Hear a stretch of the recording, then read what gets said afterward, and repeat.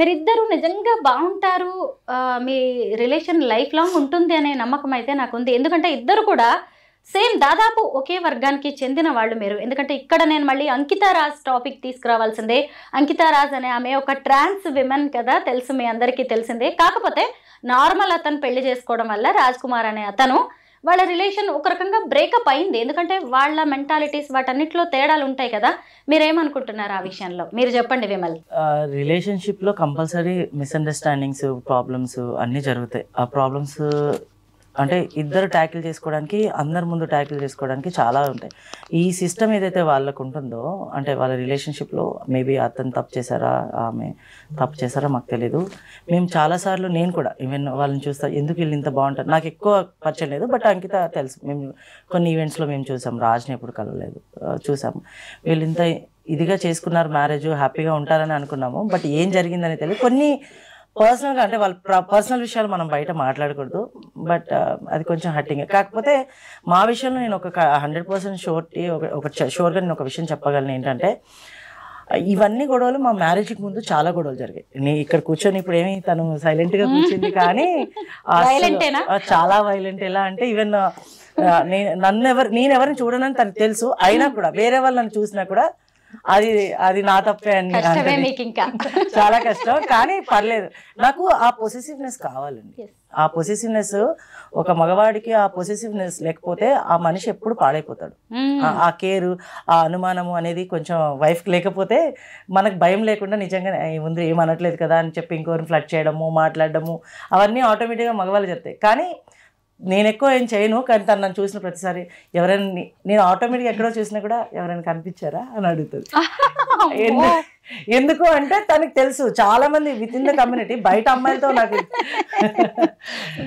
బయట అమ్మాయిలతో ఎక్కువ ఈ ప్రాబ్లం రాదు, కానీ విత్ ఇన్ ద కమ్యూనిటీకి నేను చాలా క్లోజ్.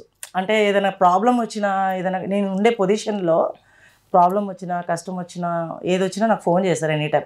నేను వాళ్ళతో మాట్లాడాల్సి వస్తుంది. కొంతమంది మంచిగా మాట్లాడతారు, కొంతమంది కావాలని. ఈ కమ్యూనిటీలో ఇది కూడా ఉంటుంది, ఇద్దరు మంచిగా ఉంటే కొంతమంది వేరే వాళ్ళని చెడగొట్టాలనే బుద్ధి అన్నిట్లో, అది జనరల్ పీపుల్లో కూడా ఉంటుంది కదా, ఒక అబ్బాయి అమ్మాయి విషయంలో కూడా ఉంటుంది. అలాగే మా విషయంలో కూడా అలా జరిగాయి. అవన్నీ ప్రాబ్లమ్స్ ఫేస్ చేసి, అవన్నీ గొడవలు ఇచ్చేసుకొని 6 నెలలు మేము అంతకుముందు కొన్ని రోజులు దూరం ఉన్నాం. ఈ తర్వాత ఈ 6 నెలలు దూరం ఉండి తనకి మొత్తం, ఇప్పుడు నేను వచ్చి మళ్ళీ మేమిద్దరం కలిసిన తర్వాత కూడా డిసైడ్ అయింది ఒకటే, నా గురించి నువ్వు కానీ, నీ గురించి నేను కానీ అన్నీ ఓపెన్గా ఉంటాం. నీ ప్రొఫెషనల్లో నేను అడ్రాను, నా ప్రొఫెషన్లో నువ్వు అడ్రాకు. 6 o'clock వరకు నేను ఏం చేసినా నువ్వు అడుగు. ఆఫ్టర్ 6 నువ్వు నీ పని ఏంటి, నువ్వెక్కడున్నావు అని నేను అడుగుతా, నేను ఎక్కడున్నాను నువ్వు అడుగు. అవన్నీ క్లియర్గా మాట్లాడుకొని ఏ మిస్అండర్స్టాండింగ్ రాకూడదని చెప్పి డిసైడ్ అయ్యి ఈ స్టెప్ తీసుకున్నాం. ఆరోహి, ట్రాన్స్ విమెన్ని చాలా మంది కూడా డబ్బు కోసం, ఎంజాయ్మెంట్ కోసం, ప్రేమ పెళ్లి పేరుతో దగ్గర అవుతున్నారు, కొన్నాళ్ళు వాళ్ళతో ఉంటున్నారు, వాళ్ళకు కూడా ఆశలు కల్పిస్తున్నారు, వెళ్ళిపోతున్నారు. అయితే ఇప్పుడు మీకు కూడా ఒక అతను మీకు ప్రేమ పేరుతో దగ్గర అయ్యారు, ఇలాంటి వాళ్ళని నమ్మొద్దు అనుకున్నారు అని చెప్పారు కదా. మీ కమ్యూనిటీ చాలా ఎక్కువగా ఫేస్ చేస్తున్న ప్రాబ్లం ఇదే, ముఖ్యంగా ప్రేమ రాహిత్యం. ఎవరైనా కాస్త వెనకబడితే చాలు, ఇష్టంగా చూస్తే చాలు, దానికోసమే కదా ఇంత కష్టాలు పడి మీరు అసలు సృష్టికే ప్రతిసృష్టి చేయించి మిమ్మల్ని మీరు ఇలా మార్చుకుంటారు. ఏమనిపిస్తూ ఉంటుంది? మీరు ఎలా జాగ్రత్తగా ఉండాలంటారు ఈ విషయాల్లో? నేను అందరు ట్రాన్స్ ఉమెన్స్కి చెప్పేది ఒకటే, ప్రేమ అనేది వాళ్ళు ప్రేమించినప్పుడు మనకు ఒక నటన అనే చిన్న విషయం మనకు అక్కడ క్లారిటీగా తెలిసిపోతుంది. ఎందుకంటే బాగా కేరింగ్ చూపించేవాడు ఎప్పుడు క్లారిటీగా ప్రేమించాడు క్లియర్గా. ఎందుకు అంటే అదొక్కటి మనం అర్థం చేసుకుంటే సరిపోతుంది. అట్లా ప్రేమించి లైఫ్ని ఆగం చేసుకునే వాళ్ళు ఉన్నారు, సూసైడ్ చేసుకునే వాళ్ళు ఉన్నారు, ప్రతి ఒక్కరు ఉన్నారు. బట్ మీకు ఒక నమ్మకం అనేది ఉంటుంది, మనల్ని ప్రేమించి దగ్గరికి వచ్చినప్పుడు నమ్మకం అనేది ఖచ్చితంగా ఉంటుంది. కానీ ఆ నమ్మకం ఎంతలో వరకు ఉంటే అంత బాగుంటుందని నా ఫీలింగ్. చెప్పగానే తొందరగా నమ్మడం, ప్రేమ అనగానే దాన్ని తొందరగా అట్రాక్ట్ అయిపోవడం, ఇలాంటివన్నీ ఎందుకు చేస్తారు అని అంటే, అమ్మ ప్రేమ చాలా దూరం, ఫ్యామిలీ పర్పస్లో ప్రేమ దూరం. అలాంటి ఒక వ్యక్తికి ఒకరిని నేను ప్రేమిస్తున్నాను, మిమ్మల్ని మీతో నేను లైఫ్ లాంగ్ ఉండాలనుకుంటున్నాను, అదే నిజమేమో అని చెప్పి నమ్మ ఒక స్టెప్ తీసుకుంటారు. కానీ అలాంటి టైంలో వాళ్ళు ఏది చెప్పినా నిజమే కావచ్చు, నన్ను నాతో లైఫ్ లాంగ్ ఉంటారేమో అనుకుని ఒక స్టెప్ తీసుకుంటారు. కానీ అప్పుడే ఒక చిన్న విషయాలు కానీ, ఏదైనా ఒక విషయంలో వాళ్ళకి గొడవ స్టార్ట్ అయినప్పుడు ఆ చిన్న విషయమైనా కానీ దాన్ని చాలా పెద్దగా చేసి విడిపోవడానికి ప్రయత్నిస్తూ ఉంటారు. మనం నేను చెప్పేది ఏంటంటే ట్రాన్స్ ఉమెన్స్కి మన జాగ్రత్తలో మనం ఉంటే చాలా బాగుంటుంది అని నా ఫీలింగ్. ప్రేమ అనేది ఎక్కడి నుంచైనా రావచ్చు, కొంచెం మనం కూడా ఓపిక పట్టి ఆగితే ఖచ్చితంగా ప్రేమ దొరుకుతుంది. మనకి సపోర్ట్ ఉండేవాళ్ళు, మనతో ఉండేవాళ్ళు వీళ్ళే కరెక్ట్ అని మీకు అనిపించినప్పుడు ఒక స్టెప్ తీసుకోండి, తప్పు లేదు. కానీ వాళ్ళు స్టెప్ తీసుకోకుండా వాళ్ళ కోసం పోరాడే వాళ్ళు మస్తు మంది ఉంటారు ట్రాన్స్ ఉమెన్స్లో. అలాంటి వాళ్ళని కొంచెం మనం కష్టం అనిపించి, మన హార్ట్కి కష్టం అనిపించినా వాళ్ళని దూరం పెట్టుకుంటేనే చాలా బాగుంటుందని నా ఫీల్. విమల్, నేను ట్రాన్స్ విమెన్ని చాలా మందిని కలిసాను, బట్ ట్రాన్స్ మ్యాన్ని చూడడం ఫస్ట్ టైం, మాట్లాడడం కూడా ఫస్ట్ టైం మీతోనే. అయితే ఏంటి ఇప్పుడు మీరు ఇందాకే చెప్పారు డ్రింక్ చేస్తాను, ఎంజాయ్మెంట్ ఏదో చెప్పారు మొత్తానికి. అయితే ఎక్కువగా మీ కమ్యూనిటీ వాళ్ళతో మీరు కలుస్తూ ఉంటారా, లేదంటే జనరల్ నార్మల్ మేల్తో కలుస్తారా మీరు ఈ పార్టీస్లో నార్మల్గా ఎక్కడైనా? నాకు జనరల్ పర్సన్స్, స్ట్రైట్ పర్సన్స్ కూడా ఫ్రెండ్స్ ఉన్నారు, with in the community friends ఉన్నారు. నేను ఇద్దరితో అంటే వాళ్ళతో వీళ్ళతో రెండింటితో కూడా టైం స్పెండ్ చేస్తాం. లైక్ ఎప్పుడో వీకెండ్స్ కానీ, లేకపోతే నాకు వర్క్స్ లేకపోతే ఏదైనా బర్త్డేస్ కానీ అందరూ ఉన్నారు. అంటే స్ట్రైట్ పర్సన్స్ ఉన్నారు, ఇటు ఉన్నారు. అందరూ కూడా నన్ను ఎక్కడ కూడా నువ్వు ఇలా మారావు అన్నట్టుగా నన్ను ఎవరూ ట్రీట్ చేయరు. అండ్ చాలా యాక్సెప్టెన్స్ ఎక్కువ ఉంటుంది నా విషయంలో. అసలు బయట అయితే ఇంకా జనరల్గా అసలు ఈ విషయమే తెలియదు ఎవరికి, నేను ట్రాన్స్మెన్ అని చెప్పుకోవాల్సిన అవసరం రాదు కూడా ఇక్కడ. అదనమాట. మీ ఆవిడ వంట బాగా చేస్తుందా? చాలా బాగా చేస్తుంది. ఈ ఆవిడలో నచ్చేది ఏంటి మీకు? అంటే వంట విషయంలోనా, లేకపోతే అన్ని విషయాల్లో తను బాగా ఓవర్ పొసెసివ్, అది నాకు నచ్చుతుంది కొన్నిసార్లు.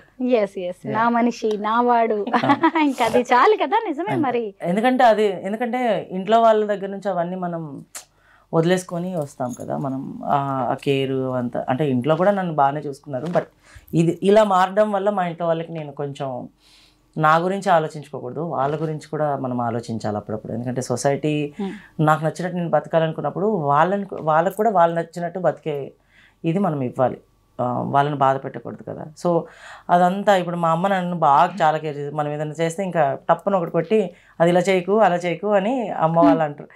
అదే నా భార్య అయితే ఎందుకు నేను కోప్పడాలి అని నాకు ఒక ఫీల్ వస్తుంది అంతే. నేనేమి అలా అని చెప్పి నువ్వు ఇలాగే ఉండు అలా ఉండని నేను తను చెప్పను, తను నాకు చెప్పదు.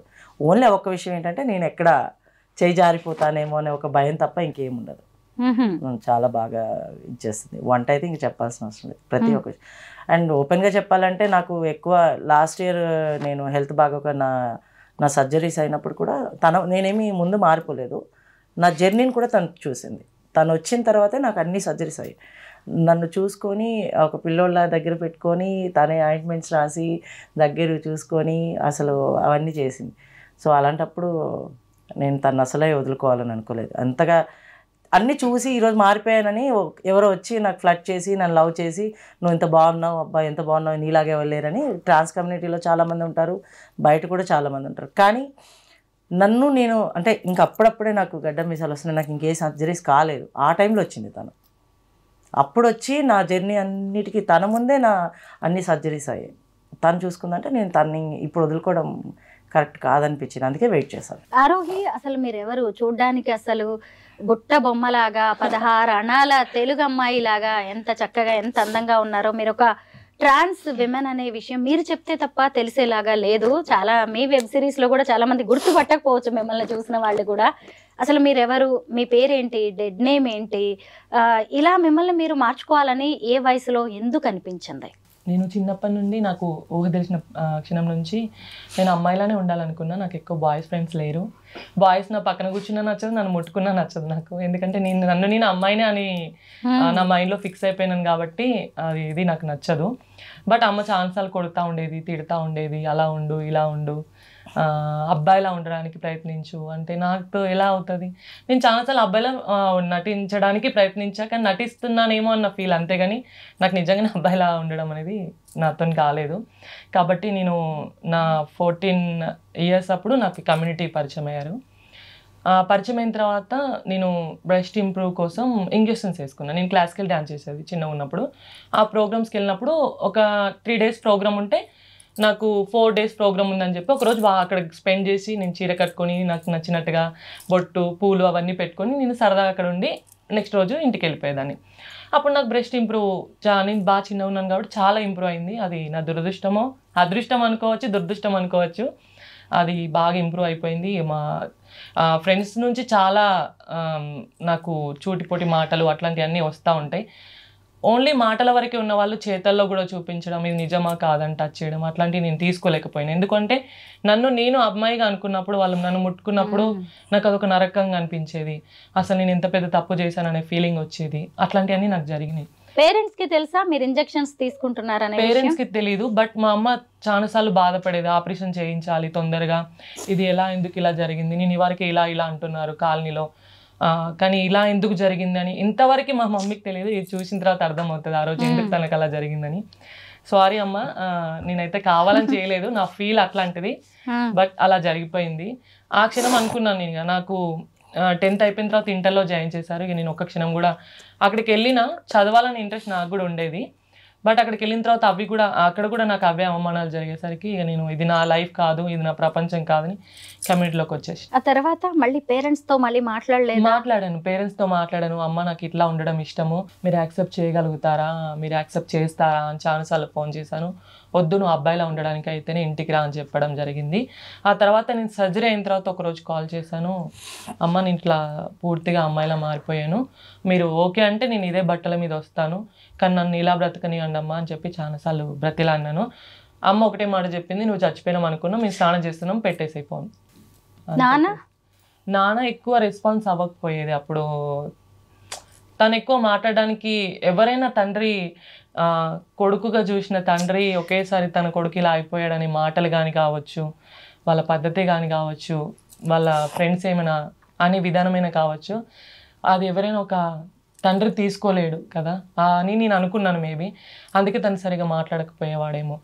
మా డాడీ నేను క్లాసికల్ డ్యాన్స్ వెళ్తూ ఉంటే కూడా మా అమ్మ చెప్పింది, వద్దు ఆ క్లాసికల్ డ్యాన్స్ అంటే కాటుక పెట్టుకోవాలి, లిప్స్టిక్ పెట్టుకోవాలి, వాడి ప్రవర్తనలో చాలా చేంజింగ్గా ఉంది, వద్దు అని చెప్తే మా డాడీ అనుకున్నాడు నా కొడుకు కమలా హాసన్ అంతా ఎదిగితే చాలు అని అనుకున్నాడు.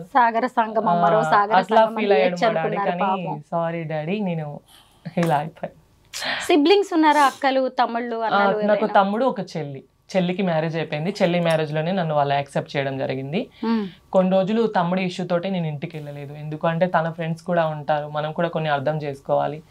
తన ఫ్రెండ్స్ ఏంట్రా మీ అన్న ఇలా అయిపోయాడా అలా అయిపోయాడా అని ఒక చిన్న మాటలు ఉంటాయి కాబట్టి మేబీ తను అందుకే నన్ను దూరం ఉంచాడేమో అనుకుంటాను. మా తమ్ముడికి కాకపోతే నేనంటే చాలా ఇష్టం. ఇప్పుడు పూర్తి స్థాయిలో అమ్మాయిగా మారిపోయిన తర్వాత అమ్మ ఏమంటుంది ఇలా చూసి? అమ్మ హ్యాపీగానే ఉంది. ఇప్పుడు నన్ను అమ్మ ఇంట్లో అందరికంటే తొందర యాక్సెప్ట్ చేసేది అమ్మ ఒక్కటి, బాగా మెచ్యూర్డ్ మైండ్. నాకైతే హ్యాపీగా అనిపిస్తుంది, ఎందుకంటే తన విషయంలో కూడా నేను తనకి షేర్ చేసినప్పుడు, నువ్వు ఎలా ఉన్నా హ్యాపీగా ఉంటే చాలు, నిన్ను ఎవరైతే హ్యాపీగా చూసుకుంటున్నారో అని నీకు అనిపిస్తే వాళ్ళతో ఉంటే నేను హ్యాపీ.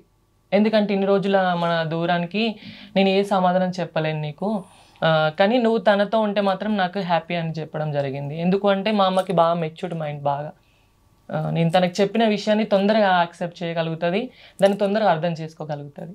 అందుకే నేను ఏ చిన్న విషయమైనా అమ్మకి షేర్ చేస్తాను. ఫస్ట్ మీరు ఇలా అమ్మాయిగా మారడం, పెళ్లి చేసుకోవడం, అల్లుడు రావడం, ఇప్పుడు ఏమంటుంది అమ్మ? అమ్మ ఫుల్ హ్యాపీ, ఎందుకంటే తనంటే మా ఇంట్లో చాలా ఇష్టం.